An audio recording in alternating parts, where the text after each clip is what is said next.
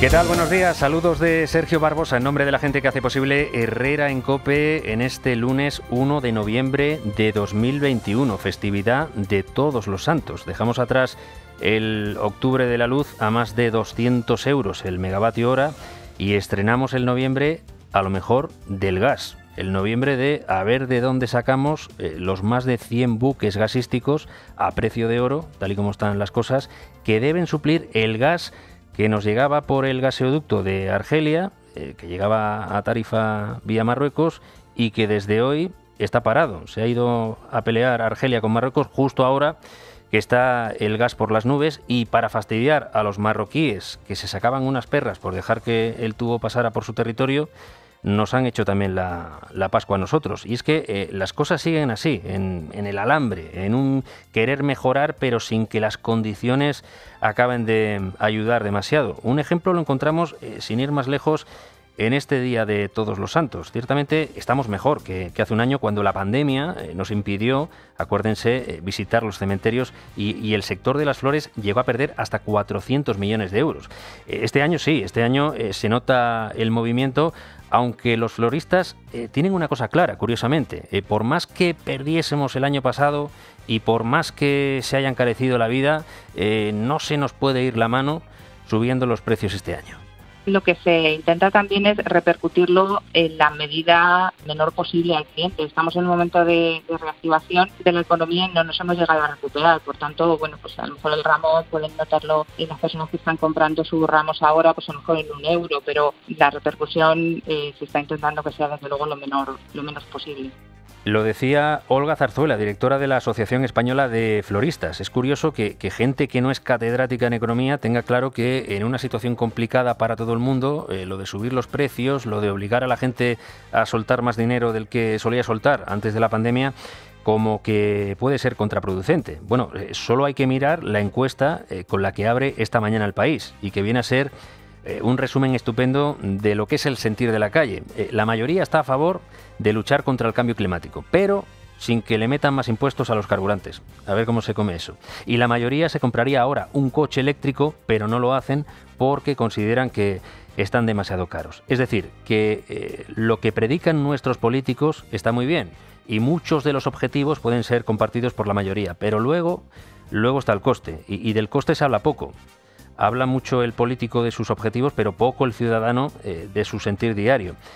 Pero miren por dónde. El viernes pasado el INE dijo aquello de que calle el hombre y hable la contabilidad nacional. Y la contabilidad nacional habló, y lo que dijo fue rotundo, porque no se trata de previsiones más o menos optimistas o algo así, sino que de los datos puros y duros de que hizo la economía española en el tercer trimestre del año. Y resulta que solo crecimos un 2% en contra de la previsión del 3% del gobierno. Es decir, fuimos líderes en el desplome de la pandemia, pero ahora no somos líderes en el crecimiento. Y eso quiere decir que los españoles no acaban de creerse del todo o no pueden seguir el ritmo del mito de la recuperación.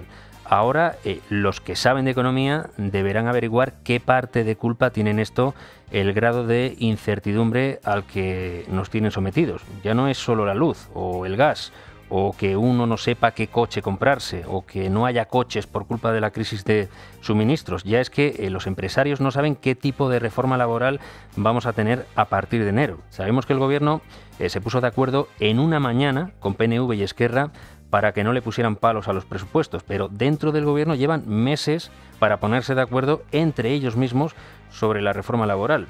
La última pista la ha dado Pedro Sánchez desde la cumbre del G20.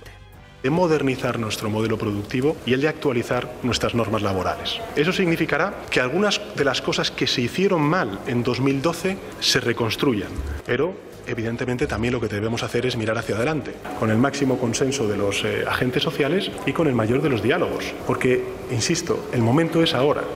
A falta de un día para la reunión con Yolanda Díaz y Nadia Calviño, Sánchez vuelve a dejar caer que lo de la reforma laboral no será un cambio radical, como quiere Podemos, sino modernizar y tocar algunas cosas. Si les costó tanto trabajo ponerse de acuerdo en la metodología, a partir de mañana veremos si no volvemos a tener la borrica a brincos a cuenta del contenido de la reforma.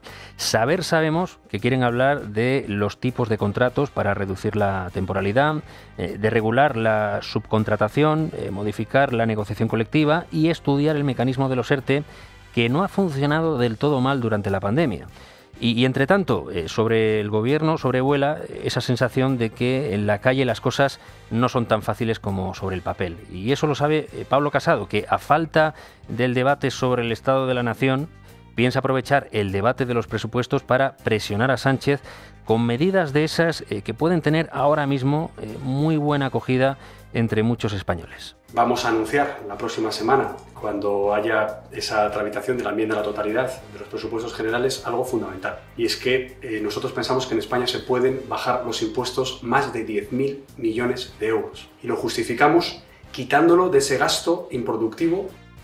En declaraciones a El Confidencial, el líder de la oposición dice que sin necesidad de recortar en gasto social, España podría rebajar los impuestos hasta en 10.000 millones. ¿Por qué? Pues porque según el PP, el gobierno de Pedro Sánchez malgasta muchísimo dinero.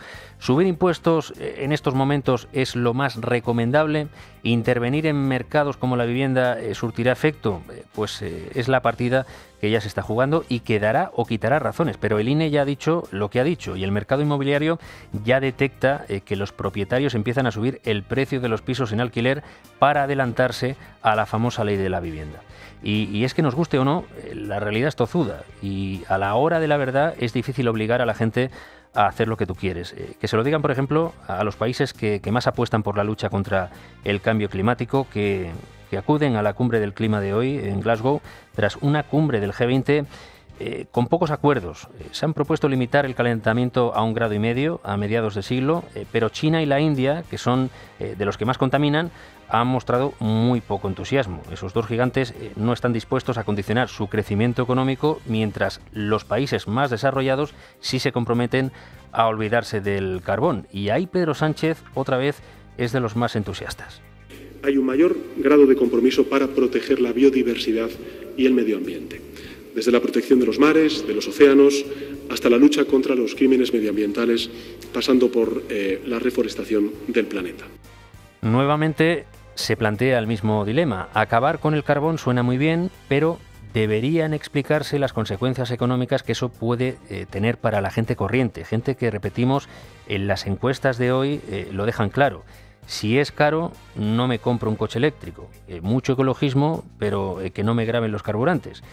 Pues miren, aun con todo, la economía y el ecologismo no son los únicos ámbitos en los que nuestros políticos a veces parecen estar alejados del sentir de la calle. Si hay políticos que no han sabido detectar el sentir de la población o que se han pasado de rosca en esa pulsión por el despotismo ilustrado, esos son los que se opusieron a capa y espada a la prisión permanente revisable. Acuérdense, en 2018 la izquierda montó una buena ofensiva para derogarla y sobre todo porque les parecía populismo emocional aprobado por el Partido Popular.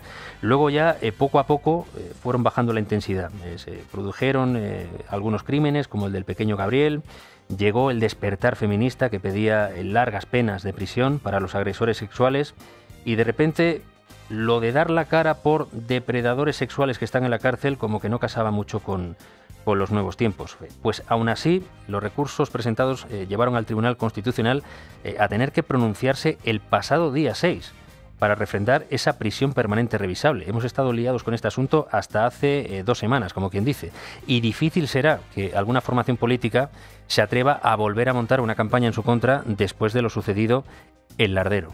Difícil que alguien se oponga a que, si así lo deciden los jueces, a Francisco Javier Almeida se le aplique la permanente revisable tras haber matado a un niño de 9 años.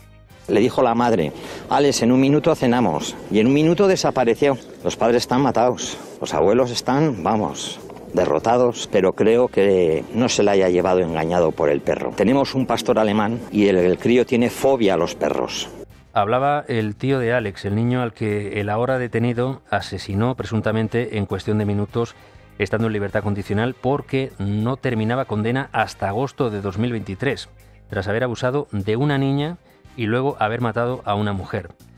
Llevaba un mes merodeando el parque donde actuó, acercándose al colegio de la zona, eligiendo víctima, acechando a los niños. Niños que no sabían que su estado, el sistema, como se suele decir, es capaz de permitir que ellos corran peligro, en aras de una supuesta reinserción social, que en determinados casos es posiblemente el mayor cuento que nos puedan contar. El cuento del lobo que se aprovechó del buenismo de algunos para hacer daño. Un daño irreparable a un crío que solo estaba disfrutando de una fiesta de Halloween. Y ahora el ministro Marlaska exige a los españoles que no abordemos el asunto desde la indignación más inmediata.